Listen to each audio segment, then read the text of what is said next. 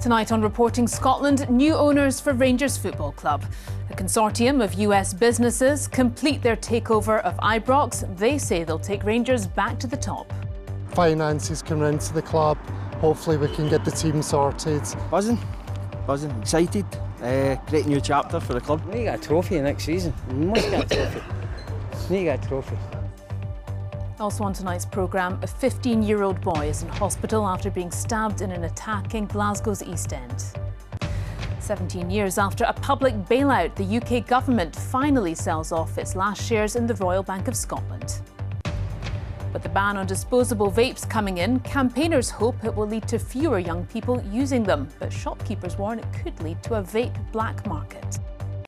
And coming up in the sport, what will the Rangers takeover mean for the club's search for a new manager? And the new boss of Scotland's women's team takes charge of her first game. Hello, I'm Laura Goodwin. Welcome to Friday's programme.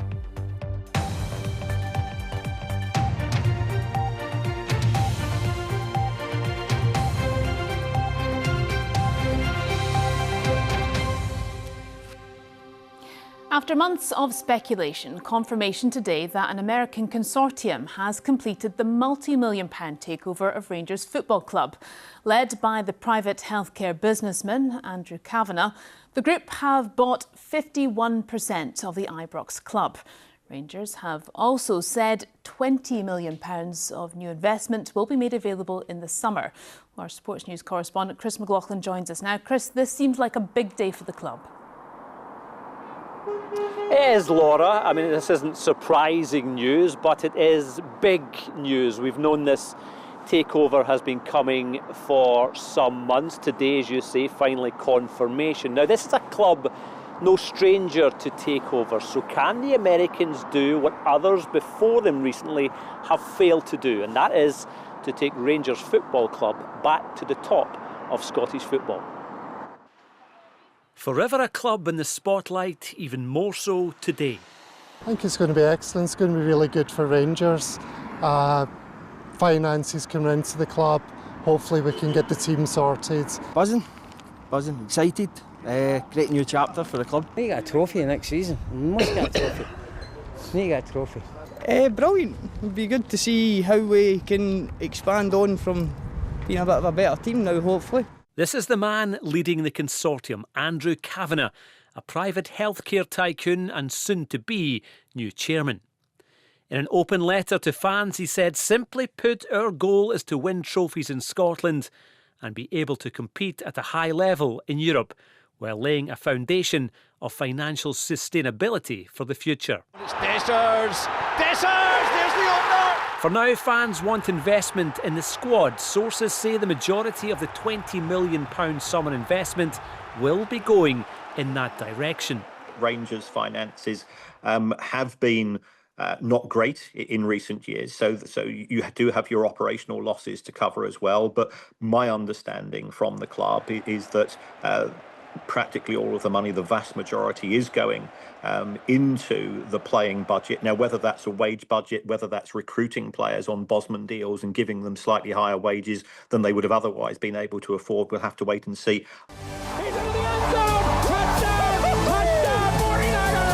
It's a takeover with some NFL glamour, of course. 49ers investment now have Rangers as part of a growing sporting stable. The man in charge is Parag Marat, Leeds United chairman, now vice-chairman of Rangers. Potential conflict of interest? Not according to the SFA, who've given it the green light. As for the US-based Scot who helped broker the deal... I think when you're looking at the facilities that the Rangers offer, Andrew Kavanagh and the 49ers enterprises, when you're looking at the Auchenhowie training facility, the stadium, are there opportunities for them to improve player output from the academy, player trading, commercial opportunities, the sponsorship opportunities, ticketing, match day experience, all of the above? I think that's probably what they're looking at, and that's where this opportunity, I believe, becomes compelling. For one of Scotland's biggest institutions, a new era, an American era. Deal done. Next comes the hard part. Yeah, there is a huge to-do list here, of course, starting with a new manager. We'll have more on that later in the programme. But Laura, the Rangers fans have heard people promising things in the past. It's a very different thing for people to deliver what they're looking for. The Rangers fans are behind this takeover, there's no doubt about that, but they want more answers. They should get the answers to their questions in more detail when the consortium are due to speak here at the end of next month. OK, Chris, many thanks indeed. A 15-year-old has been stabbed in what police say is a targeted attack in Glasgow's Shettleston area. The teenager was found seriously injured late last night. Our reporter Hope Webb has more. Emergency services found the boy here at 10:30 last night. He was rushed to hospital and is now in a stable condition. Police have established that 4 individuals, all dressed in dark clothing, were seen leaving the area and heading towards Shettleston Road at the time. There doesn't appear to be a lot of police activity here at Denbeck Street, but Police Scotland has said that officers will be present in the area as inquiries are ongoing. I've spoken to a number of people that live on the street. None of them wanted to come on camera, but they said they're shocked and appalled at what happened here last night. One woman who also has teenage children said that she's scared for their safety. Meanwhile, on nearby Shettleston Road, locals are concerned. I'm quite surprised as what happened, and it's no good at all. I would be worried, especially when you've got a young family. You would hate to think that they would come out and do something like that to somebody. I'm just scared for my children to grow up, to be honest. I'm really terrified in case anything like that happens to them. This is the latest in a series of knife crimes involving teenagers in recent months. Just 2 weeks ago, 16-year-old Caden Moy lost his life at Irvine Beach. The same weekend saw a 17-year-old boy stabbed on Portobello Beach in Edinburgh. And in March, 15-year-old Amin Teckley died in Glasgow's Maryhill area. We have to address this. We have to look at bringing back local community officers. We have to look at being part of our communities and really fighting to ensure that our next generation have the support they need. If we go back into the knife culture that we've seen before, we're going to see more and more of these horrible incidents. Officers are now looking for people in Shettleston who may have CCTV, dashcam or doorbell footage from the time of the incident.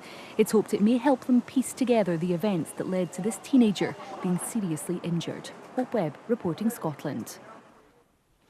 Police investigating the rape of a teenage girl in Edinburgh city centre say they're following a positive line of inquiry. The 15-year-old was approached at a bus stop on Princes Street around 5 o'clock on Sunday morning. The man, who was wearing a black hoodie and had a balaclava, took the girl on foot to York Place, where he attacked her in a basement storage area. The suspect is described as white with blonde stubble and spoke with a Scottish accent. 17 years ago, the Royal Bank of Scotland was saved from collapse thanks to a multi-billion-pound bailout from taxpayers. It failed at the height of the financial crisis.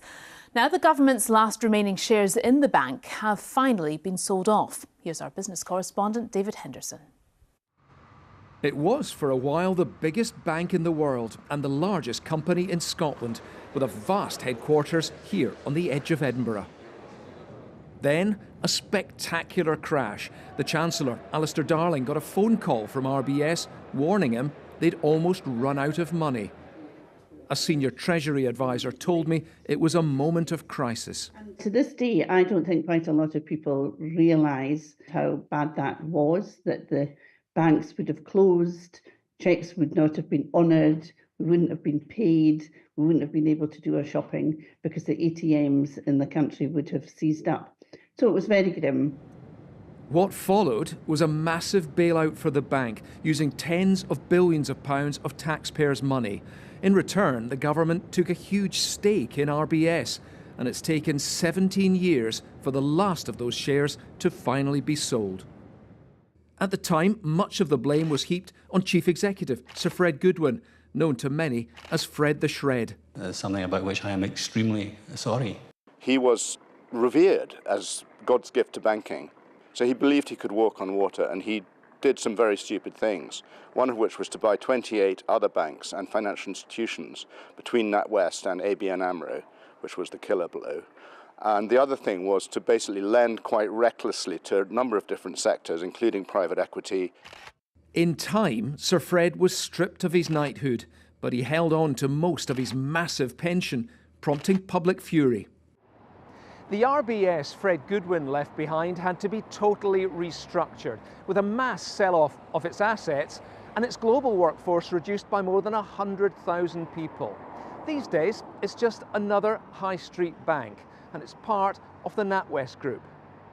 The main message to the taxpayer is one of deep gratitude. I think that they rescued this bank. They protected millions of businesses and homeowners and savers. And for us, they allowed us to become a simpler, safer, more focused bank. The price of that RBS bailout is now clear and colossal, with taxpayers losing over £10 billion. But at last, a costly, painful chapter in the story of this bank has reached its end. David Henderson, reporting Scotland. A former Police Scotland firearms officer has gone on trial charged with perjury in connection with evidence he gave at an employment tribunal. Keith Warhurst is also accused of sending indecent images or videos of topless women to a WhatsApp group and making a derogatory comment about a colleague's partner. He denies all the charges against him. Katie Hunter has more. The jury at Edinburgh Sheriff Court heard evidence from two former firearms officers who'd previously worked with Keith Warhurst. One of those officers, Richard Craner, told the court about an alleged comment Keith Warhurst made at Fettes Police Station in Edinburgh in April 2017. Mr. Craner said a colleague, John Morgan, had come into the office and said he was going to be a dad.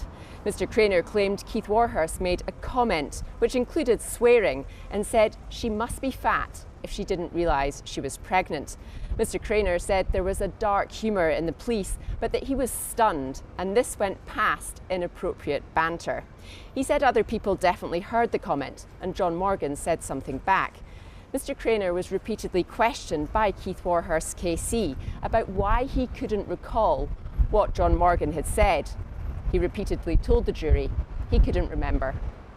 Mr. Craner also said he was part of a sergeant's WhatsApp group in 2017, when he claims Keith Warhurst sent videos of naked women jumping up and down and pulling their tops up. The court later heard from a second former firearms officer, Simon White. Mr. White told the court he'd been part of a sergeant's WhatsApp group and that Keith Warhurst had sent images of a number of women. He said his recollection was that they were topless, scantily clad. He described them as sexualised. Mr. White said Keith Warhurst had been promoted, so Mr. White responded on the group chat saying something like, "Keith, do you realise you're an inspector now?" Both Richard Craner and Simon White said they gave similar evidence at a tribunal brought by Rona Malone in 2021, and that they were telling the truth then and now. One of the charges facing Keith Warhurst states that having been sworn in as a witness, he told that tribunal that he had not made a derogatory remark about his colleague's partner and he had not shared indecent images when he knew he had. Keith Warhurst denies all charges and the trial continues. Katie Hunter, reporting Scotland, Edinburgh Sheriff Court. A former Hibernian player is suing the Scottish Premiership club over injuries suffered in a training game involving an ex-manager. Lawyers for Jake Doyle-Hayes say the midfielder's career has been greatly restricted by the ankle issue sustained in a tackle with Lee Johnson in 2022. Hibs have said they were aware of the claim. Social experiments on Scotland's gypsy travellers were a form of cultural genocide, according to new research commissioned by the Scottish Government. From the 1940s to the 1980s, state-sanctioned schemes operated across Scotland which aimed to force travellers to leave their lives on the road for permanent settlements.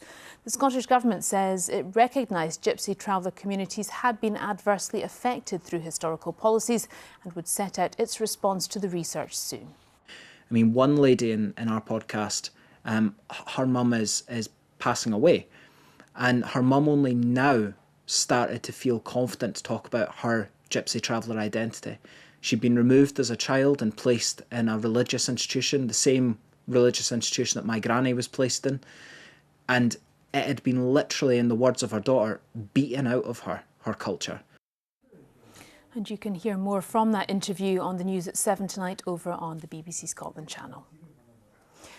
Now, losing a loved one to suicide is a devastating experience for any family. Last year, Neil Stewart, a farmer from near Kelso, left behind his wife, children and grandchildren after taking his own life. It's widely recognised that suicide is more prevalent in farming than other sectors, and now Neil's family want to raise awareness. David Knox reports.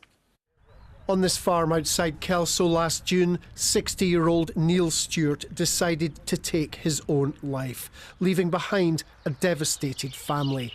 His son Charlie now tends the prized herd of cattle, with a little help from Neil's brother Alistair. We did realise that he wasn't in great fettle for the last year or so of his life, but when you spoke to him, yeah, I'm fine. I would probably say I'm fine as well, but he obviously wasn't fine. It is known as the silent killer within the farming community, and for years suicide was something you didn't talk about. But the message coming from the Stewart family here in Kelso is that you no longer need to suffer in silence. But the charities which provide support have found the problem of not opening up is ingrained within the industry. Farmers take a huge pride, rightly, in the job that they do, in the way that they look after their animals and the way that they look after their crops. What they're not so good at doing is looking after themselves. A new 3-year research study hopes to identify the factors behind the high suicide rates.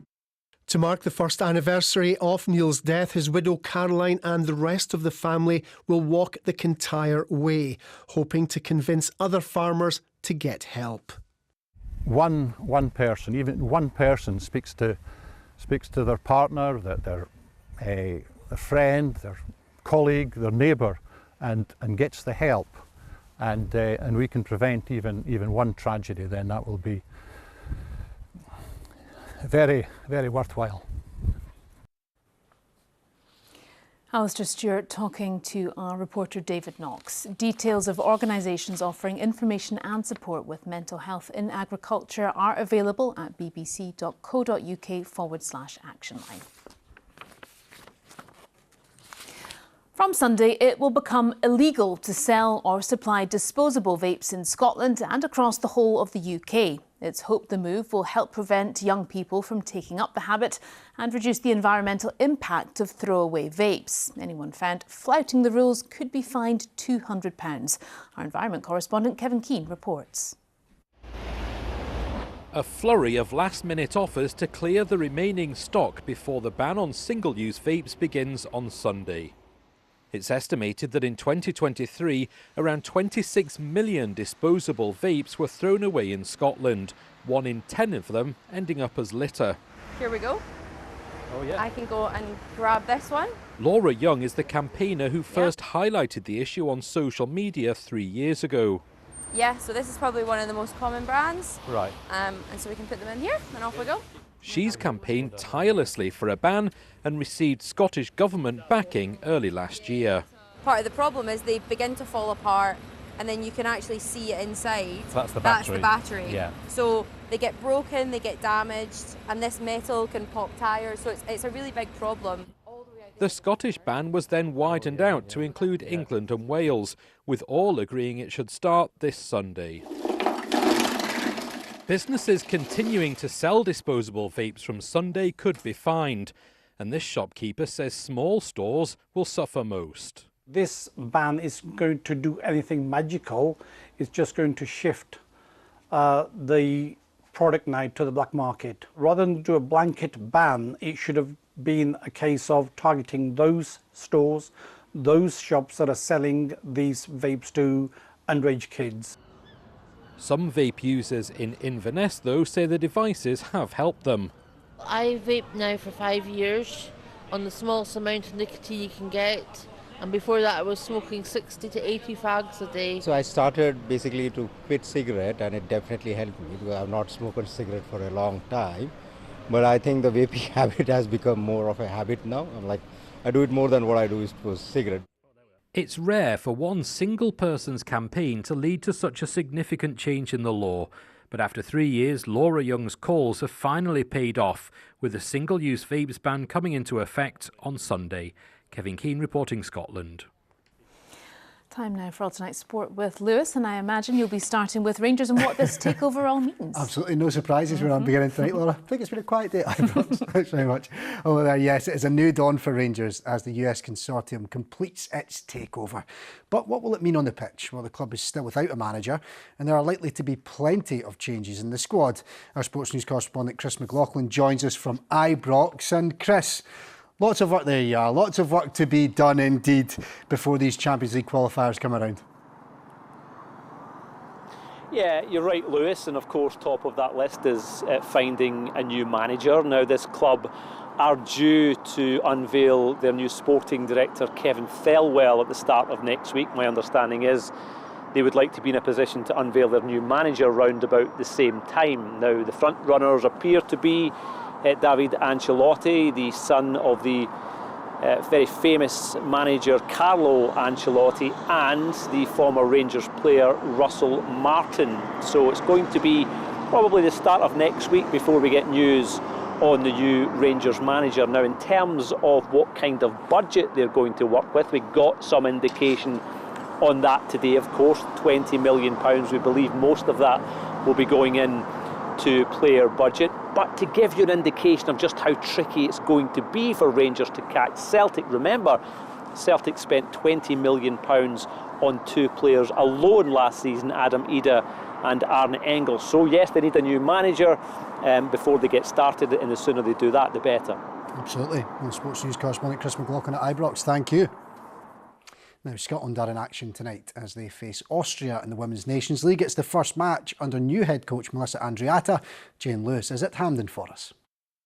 Yes, the new era for the Scotland women's national team gets underway here this evening at Hampden. And this is an important game for the new Scotland head coach. Only a win will do against Austria here this evening if Scotland are to have any chance at all of retaining their place in League A of the Nations League. On that, Celtic and Scotland defender Emma Lawton says that belief within the squad is high. Almost like a fresh start, like I've said, and I think our now focus is qualifying for the World Cup. So I think this is the kind of start of it, these two games. Obviously, we're trying to stay in League A, which is a big goal for us. So hopefully we can put out performances that will let us do that. Well, so far, Scotland's Nations League campaign has been pretty miserable. They've played 4 games, they have lost 4 games. A 2-goal win over Austria here this evening could go some way to preserve their place in League A via the playoffs. Jane Lewis, reporting Scotland, Hampden.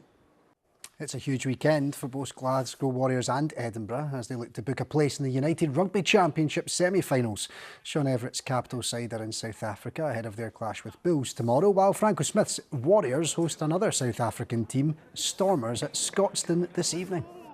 The players have looked forward to it, and sometimes, you know, it might feel that it's still a long way off when you qualify so early for the home quarters that you get distracted a little bit. But we've seen it last year, and I think I can put it down to that again this season. So very excited to go out there and see if we can conquer one team at a time in the next 3 weeks. Really important that that we're keeping Scotland on the map as far as the RC is concerned. We saw how tight the logs were in this competition, so to get through there has been amazing. Obviously looking forward to a Glasgow win there, and if Edinburgh can win tomorrow, it's 2 in the top 4. So yeah, awesome occasion for Scottish rugby. Finally to tennis, and tomorrow these two here, Jacob Fearnley and Cameron Norrie, will go head to head in the 3rd round of the French Open, where Novak Djokovic could lie in wait. I've been speaking to a man who knows both very well, journalist Stuart Fraser, about how the pair are part of a rise in British men's tennis. You know, for years, Andy Murray was the sole flag bearer, but I think there's a real good collective group at these sort of bigger tournaments, all pushing each other on. And, you know, we've seen that with Jack Draper as well. You know, he's really emerged into the game's elite over the past couple of years. So there's definitely greater depth. They're pushing each other on, and we're seeing more of them towards, getting towards the business end at these bigger tournaments. And Laura, you can hear more of that chat from me and Stuart over on the news at 7 shortly. Look forward to it. Thank you very much indeed, Lewis. Now, if you're a fan of giant cuddly toys, you might want to take a look at this. Its creator believes it's the world's largest sock monkey, and for the next week or so it's on public display outside a Glasgow School of Art building. The 18-metre-long soft sculpture, constructed of corduroy and stuffed with straw, was made by a student who's about to graduate as an interactive reminder of childhood. Very nice. I hope the weather is good for that big sock monkey. That's true, yeah, it might get a bit soggy. Might get a bit soggy this weekend. How's it looking? Yeah, we are certainly going to see some rain, low pressure in charge of things over the weekend. There's a nice cumulus cloud. You can see this is where the rain's coming out of it, the shower. But certainly a lot of those around this weekend. Thank you very much, lovely Laura, and a very good evening to you. The weekend is upon us. Now, it's been an unseasonably warm spring, but also a sunny spring as well. In fact, the sunniest spring on record since they began in 1910, but not the wet, not the driest, I should say, because low pressure has been the name of the game over the last week, and indeed it is this weekend. This weather system moving in, bringing some squally rain at times through the weekend. Equally, there'll be some drier interludes, but this is the weekend weather.